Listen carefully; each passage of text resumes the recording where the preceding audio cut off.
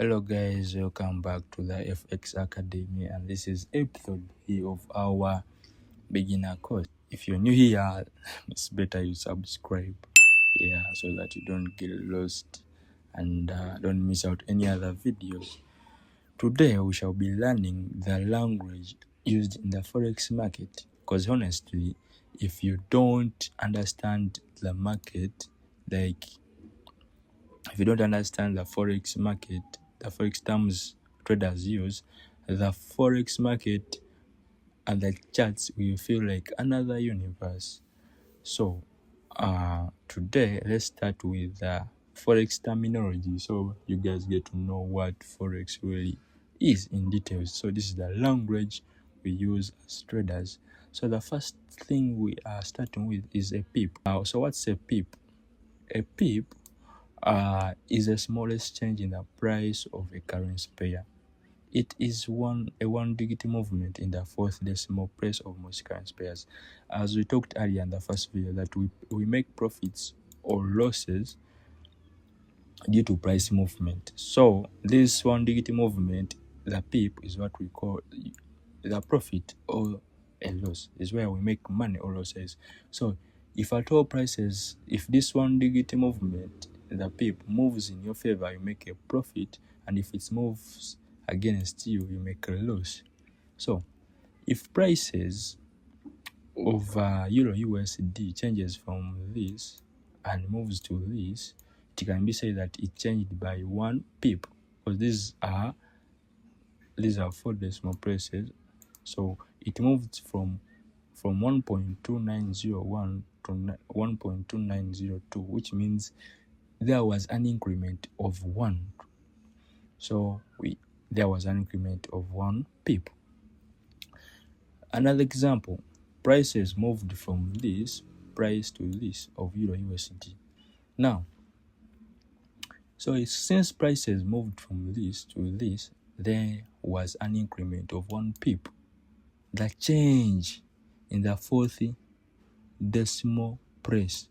The change in the fourth decimal place. Because this is the fourth decimal place. This is the fourth decimal. So the change to make this is what we call a pip. You get that?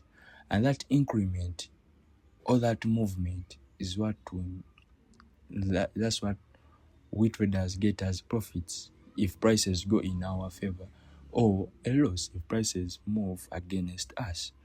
But there is a Japanese yen exception.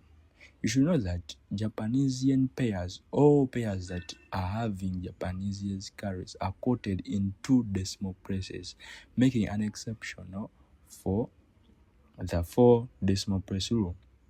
The Japanese yen pairs, or the JPY currency pairs, the pip is the second digit after the decimal place. The second digit.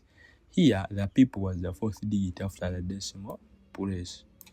By then, for these, the JPY, or like all currency pairs, including having a JPY currency, their pip is the second digit after the decimal place.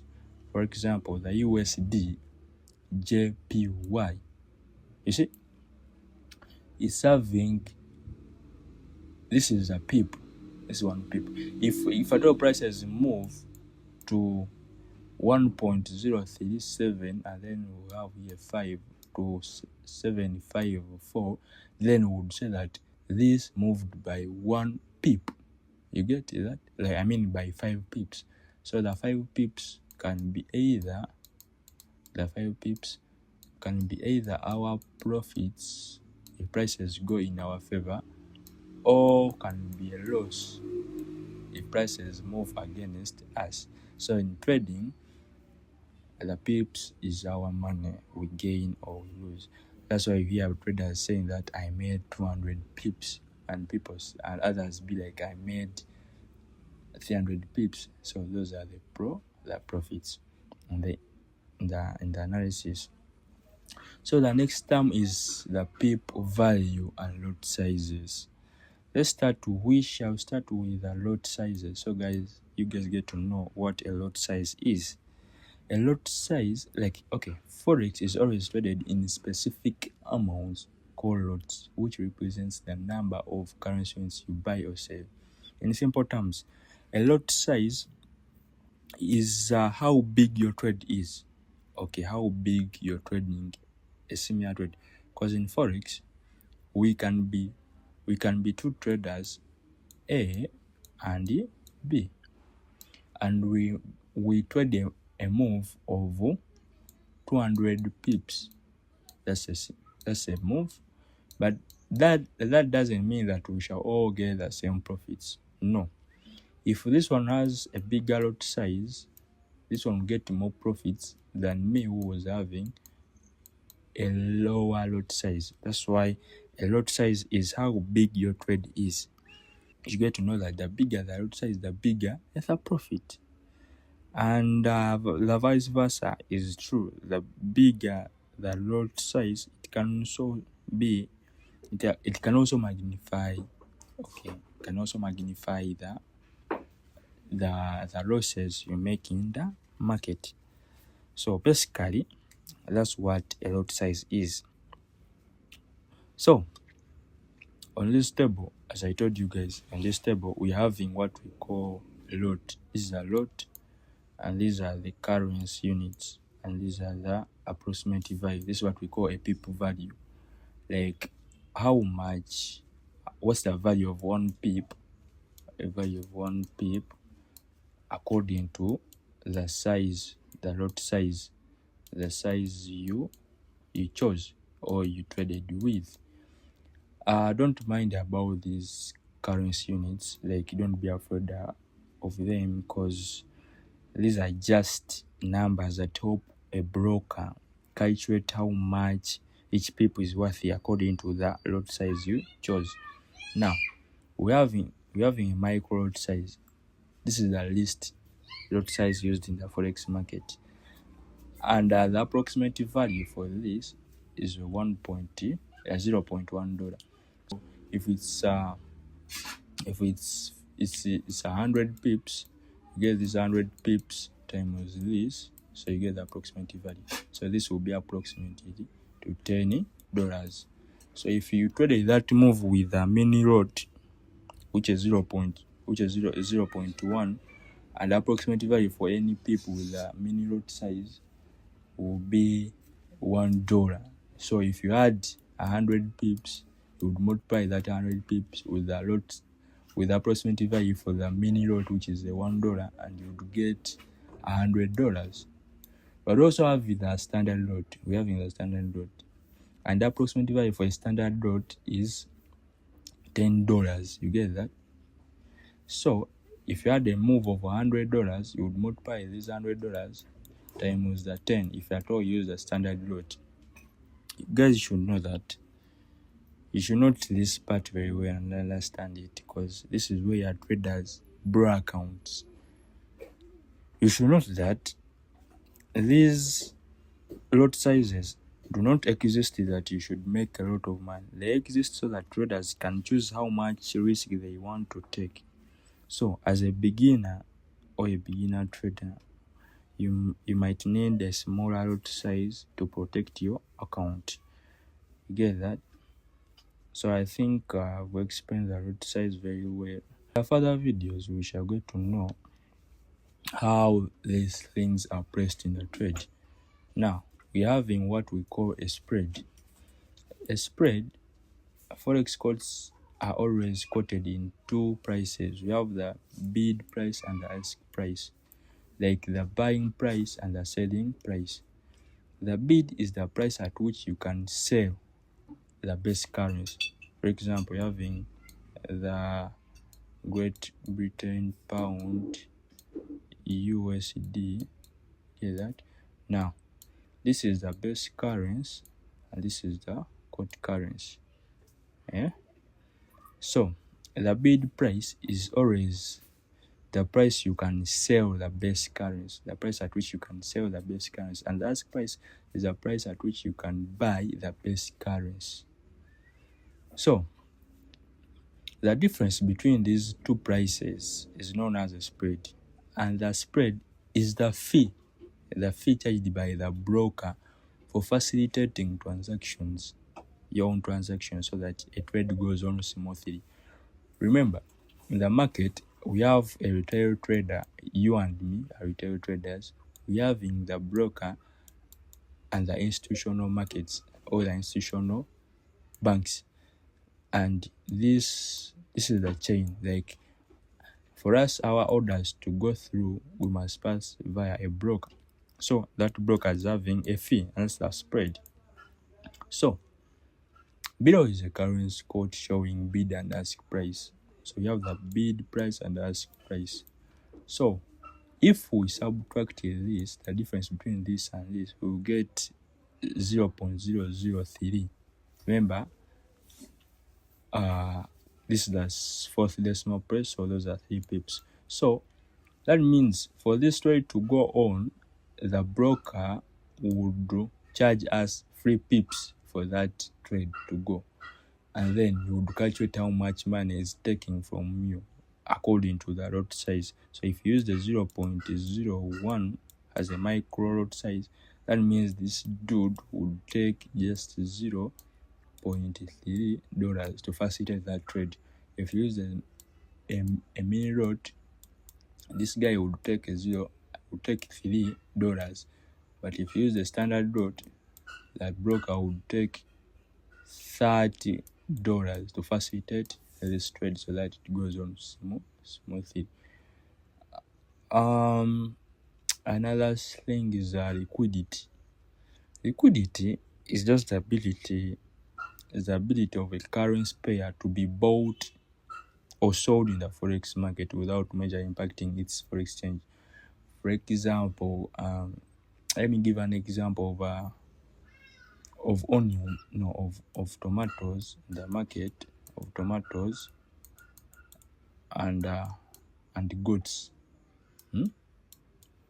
However much goats are expensive than the tomatoes, but the tomatoes are more liquid than the goats. Why?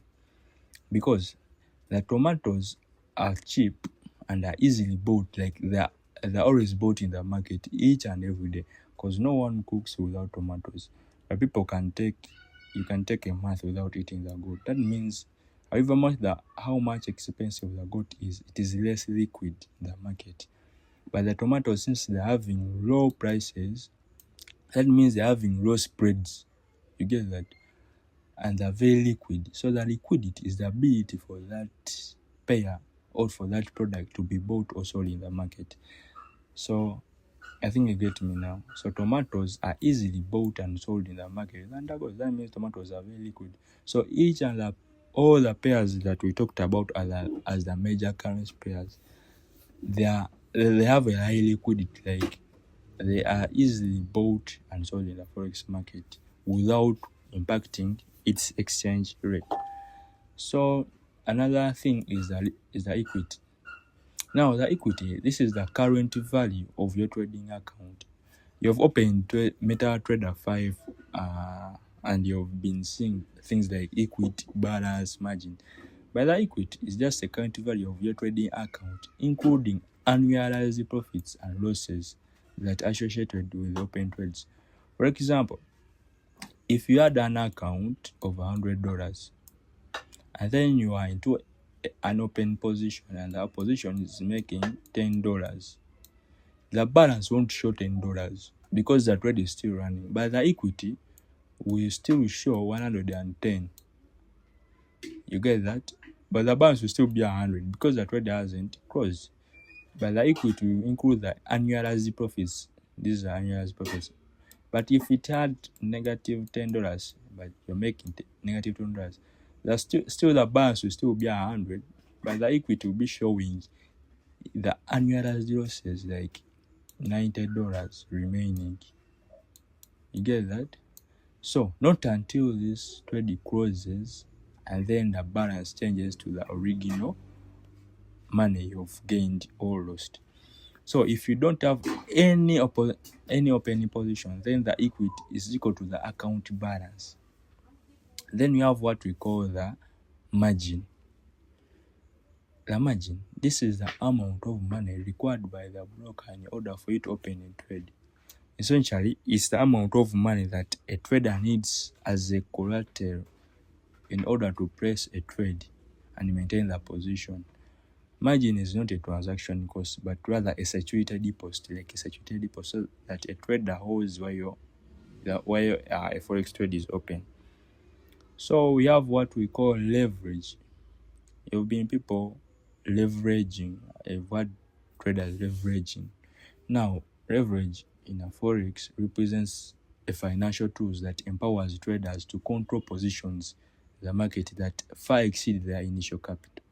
This gives them more exposure to the market with more initial capital. For example, you're having $100 in the market, but with $100, if you can control a position, like you're having a capital of let's say 500k, like $500,000, but you're having $100, and then you enter that trade as if you're having $500,000.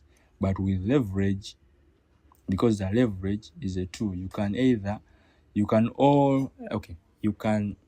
always change the leverage according to what you want. And leverages magnifies profits. You get that? A leverage, you should remember that a leverage can be a double-edged sword, as it magnifies both profits and losses.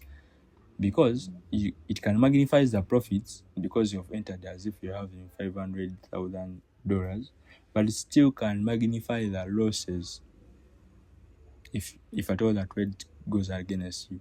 So, forex brokers offer leverage as means to enable traders with relatively small accounts balances to participate in the market.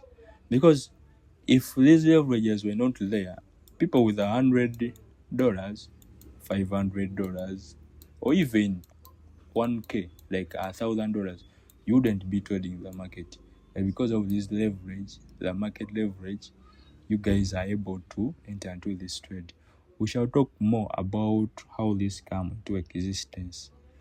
So, leverage are like this. Leverage is like 1 to 2, 1 to 100. Like you have the one is the capital you're having, and the ratio, this is how much your money is multiplied. People put 1 to 1,000, like 1 to 1,000.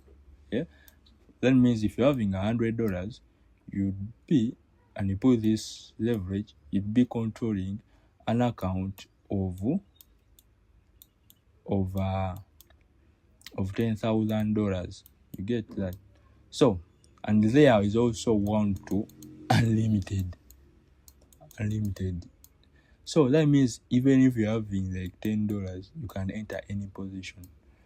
But you should know that the bigger the leverage, the more quickly you guys will blow your own accounts. So it's always good to use a better leverage for you as a trader, so that you protect the account and grow your account. You protect the capital and grow an account.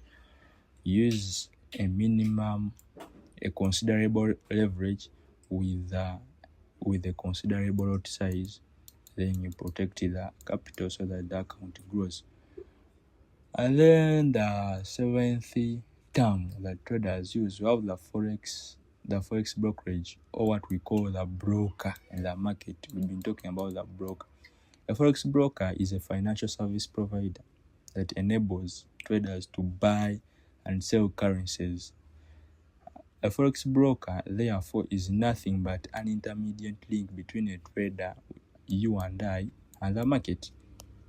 The role of these traders, or their role, is to get your orders and send them to the intermediate bank or to the interbank market, and orders go through.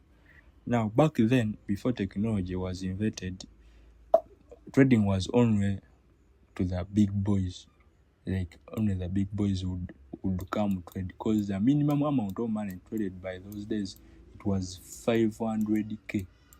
And honestly, up to now, if at all that was the case, would be there wouldn't be retail traders, but we have retail traders because of the brokers.